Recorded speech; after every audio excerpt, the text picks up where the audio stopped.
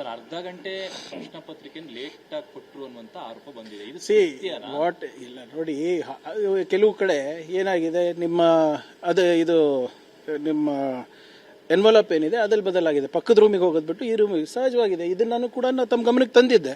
ಯಾವ್ಯಾವ ಅಂಶಗಳನ್ನು ನಾವು ಪರಿಗಣಿಸ್ತಾ ಇದ್ದೀವಿ, ಪರಿಶೀಲನೆ ಮಾಡ್ತಾ ಇದ್ದೀವಿ, ಅವೆಲ್ಲನೂ ಕೂಡ ಹೌದು, ಎಲ್ಲನೂ 100% ಸರಿಯಾಗಿ ನಡೀತದೆ ಅಂತಿಲ್ಲ. But we have taken every step. Standard operating procedure ಏನು, ಯಾವ ರೀತಿ ಮಾಡಬೇಕು, ಏನು ನಡೆಸಬೇಕು ಅಂತ ಮಾಡಿದ್ದೀವಲ್ಲ. ಹೊಣೆಗಾರಿಕೆನೂ ನಾವು ಹಾಕಿದ್ದೀವಿ, ಫ್ಲೈಯಿಂಗ್ ಸ್ಕ್ವಾಡ್ಗಳು ಮಾಡಿದ್ದೀವಿ. ಇದಕ್ಕಿಂತ ಹೆಚ್ಚು ಏನು ಮಾಡೋಕ್ಕಾಗ್ತದೆ?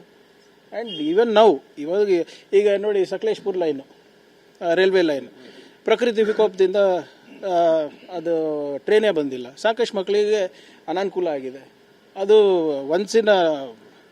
ಯಾವಾಗೋ ಒಂದ್ಸರಿ ಆಗೋಂಥ ಘಟನೆಗಳು. ಅವರಿಗೆ ಪಾಪ ಹೇಗೆ ನ್ಯಾಯ ಕೊಡಿಸ್ಬೇಕು ಅವೆಲ್ಲ ನಾವು ಪರಿಶೀಲನೆ ಮಾಡ್ತೀವಿ. ಬಟ್ BJP ಅವ್ರ ಹತ್ರ ಎಕ್ಸಾಮ್ ಹೇಗೆ ನಡೆಸೋದು, ಯಾವ ರೀತಿ ರೆಕ್ರೂಟ್ಮೆಂಟ್ ಮಾಡೋದು ನಾವು ಕಲಿಬೇಕಾಗಿಲ್ಲ. ಯಾವ ಥರ ಇದೆ ಅಂದರೆ ಕೇಂದ್ರ ಶಿಕ್ಷಣ ಸಚಿವರನ್ನ ರಾಜೀನಾಮೆ ಈಗ ಆಯ್ತು ರೀ, ಪ್ರತಿಭಟನೆ ಮಾಡಕ್ಕೆ ಹೇಳಿ, ಹೇಳ್ತಾ ಇದ್ದೀನಲ್ಲ, 25 ದಿನ ಮಾಡಲಿ, ಹಂಗರ್ ಸ್ಟ್ರೈಕ್ ಮಾಡಲಿ. ಅದಾದ್ಮೇಲೆ ನಾವು ಕಾನೂನಾತ್ಮಕ ಕ್ರಮ ತಗೊಳ್ಳೋಣಂತೆ. ಇವರು ಅವಾಗ ಯಾಕೆ ರಾಜೀನಾಮೆ ಕೊಟ್ಟಿಲ್ಲ? Who was the head of the department sir? PSI ಹಗರಣ ಆದಾಗ ಯಾರು ಗೊತ್ತಾ ಹೆಡ್ ಆಫ್ ಡಿಪಾರ್ಟ್ಮೆಂಟ್? ಅವಾಗ ಯಾರು ಮಿನಿಸ್ಟರ್ ಇದ್ರು? ಬೊಮ್ಮಾಯಿಯರಿಗೆ ಹೋಗಿ ಚೀಫ್ ಮಿನಿಸ್ಟರ್ ಮಾಡಿದ್ರಿ ನೀವು. ಅದಾದ್ಮೇಲೆ ಅರ್ಗ ಜ್ಞಾನೇಂದ್ರ ಅವ್ರು ಬಂದರು, ಅವ್ರು ರಾಜೀನಾಮೆ ತಗೊಂಡ್ರ? ನಾನು ಹೇಳ್ತಾ ಇದ್ದೀನಿ, I have nothing to learn either from mister R. Ashok or from mister Vijendra or from the BJP party.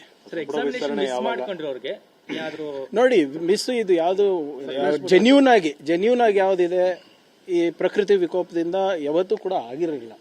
So ಅದನ್ನು ಯಾವ ರೀತಿ ಮಾಡಬೇಕು, ಯಾಕಂದರೆ ಅದು ನಮ್ಮ ರೂಲ್ನಲ್ಲಿ ನಾನು ಓದಿರೋ ಹಾಗೆ ಅದು ಎಲ್ಲೂ ಬಂದಿಲ್ಲ, ನ್ಯಾಚುರಲ್ ಡಿಸಾಸ್ಟರ್ ಇದು ಅಂತ.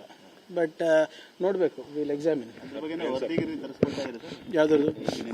ವಿಜಯಪುರದ ತರಿಸ್ತೀವಿ ನೋಡಿ. ಆಗಲೇ ಯು ಕೆನಾಟ್ ಡಿಸ್ರಪ್ಟ್ ಎಕ್ಸಾಮಿನೇಷನ್. ಭಾಳ ವರ್ಷಗಳಾದ್ಮೇಲೆ ಆಗ್ತಾ ಇದೆ. ನನಗೆ ಅವಕಾಶ ಸಿಗ್ತಾ ಇಲ್ಲ ಅಂತ ಪಾಪ ಬರೋರಿಗೂ ಅವಕಾಶ ಇರಬಾರ್ದಾ? ಯಾರು ಬರೆದಿದ್ದಾರೆ? ಈಗ ಇಂಥ ಒಂದು ಇನ್ಸಿಡೆಂಟಿಂದ ಮತ್ತೆ ಕೋರ್ಟಿಗೆ ಹೋಗ್ತಾರೆ. ಜೆನ್ಯೂನ್ ಸ್ಟೂಡೆಂಟು, ನಾನ್ ಜೆನ್ಯೂನ್ ಸ್ಟೂಡೆಂಟು, ನಾವು ಬರೆದಿದ್ದೀವಿ, ಅವ್ರು ಬರೆದಿಲ್ಲ. ಸಮಾಧಾನದಿಂದ ಬರೆದುಬಿಟ್ಟಿದ್ರೆ ಮುಗ್ದೆ ಹೋಗ್ತಾ ಇತ್ತಲ್ಲ. ಆಮೇಲೆ ಏನಿದ್ರು ನಾವು ಇದೀವಲ್ಲ, ಹೌದಪ್ಪ, ಸರ್ಕಾರ ನಿಮ್ಗೆ ಆಕ್ಸೆಸಬಲ್ ಇಲ್ಲ, ಮಂತ್ರಿಗಳು ನಿಮ್ಗೆ ಸಿಗ್ತಾ ಇಲ್ಲ ಅಂದರೆ ಓಕೆ, ಸಿಗ್ತೀವಲ್ಲ, ಅವ್ರು ಹೇಳಿದೆಲ್ಲ ನಾವು ಮಾಡಿದ್ದೀವಲ್ಲ. ಇವತ್ತು 74,000 ಹುದ್ದೆಗಳನ್ನು ಭರ್ತಿ ಮಾಡ್ತಾ ಇದ್ದೀವಿ ಅಂದರೆ ಅದು ಅವರ ಕರೆಗೆ ಹೋಗೊಟ್ಟೆ ಮಾಡ್ತಾ ಇರೋದಲ್ಲ.